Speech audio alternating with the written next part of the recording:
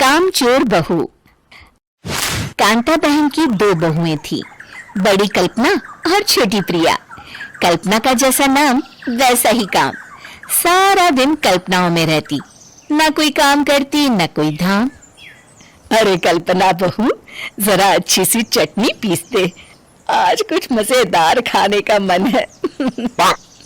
पेट में जलन हो जाएगी माँ जी बुढ़ापे में, और वैसे भी मेरा काम करने का वक्त शाम का है, अब प्रिया को ही बोल दो। इतना कहकर कल्पना वहां से चली जाती है। कांता कल्पना के ऐसे रवैये से काफी परेशान रहती है। मैं बना देती हूँ माँ चटनी, ऐसा बोलकर प्रिया माँ को चटनी बनाकर प्लेट में खाने को देती है कि तभी वहां कल्पना आ जाती है। अरे वाह चटनी, जरा चक्कर तो देखो, बड़े दिन हो गए।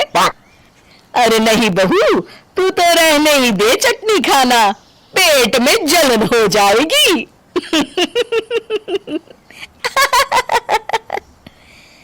इतना कहकर कांता और प्रिया दोनों हंसने लगते हैं। कल्पना सारा दिन या तो मोबाइल में यूट्यूब देखती या फिर सोती रहती। उसका कमरा भी बिखरा और गंदा रहता। एक दिन कल्पना का पति अशोक उससे कहता है, अरे कल्पना, जानवर भी उस जगह को साफ कर लेता है जहां वो बैठता है, तुम तो इंसान हो, कैसे इतने गंदे कमरे में रह लेती हो? देखो सारा सामान यहाँ वहां बिखरा पड़ा है। ज्यादा अपनी माँ का बोल ना बोलो। हाँ, कमरा तुम्हारा भी तो है, गंदा लग रहा है तो साफ कर लो। पता नहीं तुम्हारे साथ मैं कैसे जिंदगी बिताऊंगा। इतना कहकर अशोक वहां से चला जाता है। कल्पना बस खाना खाने कमरे से बाहर आती और फिर से कमरे में चली जाती। इससे कांता बहन काफी परेशान रहती।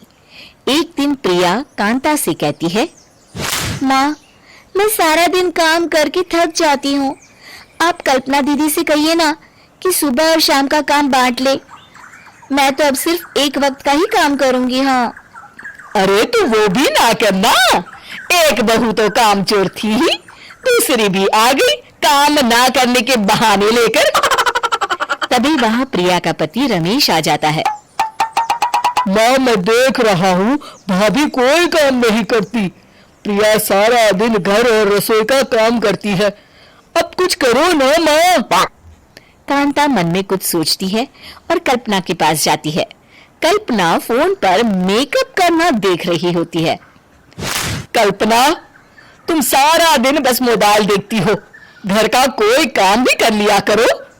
प्रिया सारा दिन काम करके थक जाती है, आज से मैंने फैसला किया है, एक वक्त का काम तुम करोगी, सुबह का खाना तुम बनाओगी और रात का प्रिया। आप लोगों ने काम को हवा बना रखा है।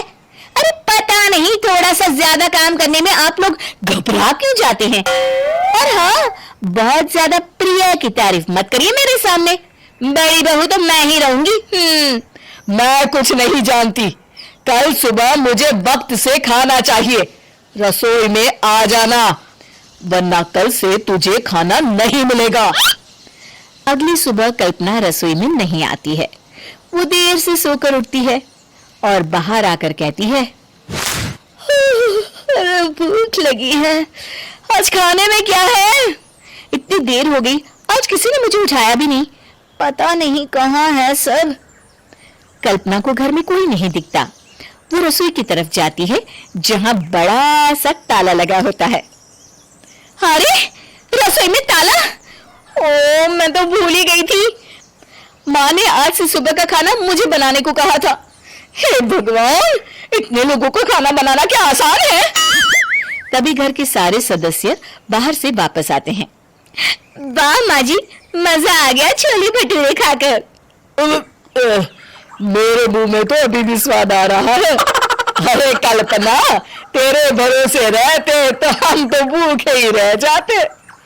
कल्पना को बहुत गुस्सा आ जाता है। अब बहुत हो गया, आज से मैं अपनी रसोई अलग कर रही हूँ, मैं अपना खाना खुद बना लिया करूंगी। कल्पना अपनी रसोई अलग कर लेती है, पर आए दिन उसका देर से उठना और काम न करने की आदत से वो भूखी ही रह जाती थी। उसी के सामने घर के लोग अच्छे अच्छे पकवान खाते और कामचोर कल्पना को जैसे तैसे ही खाना बनाकर खाना पड़ता। पर एक दिन तो हद ही हो गई। माँ, दीदी आज सुबह से कमरे से बाहर नहीं निकली, हमें जाकर देखना चाहिए।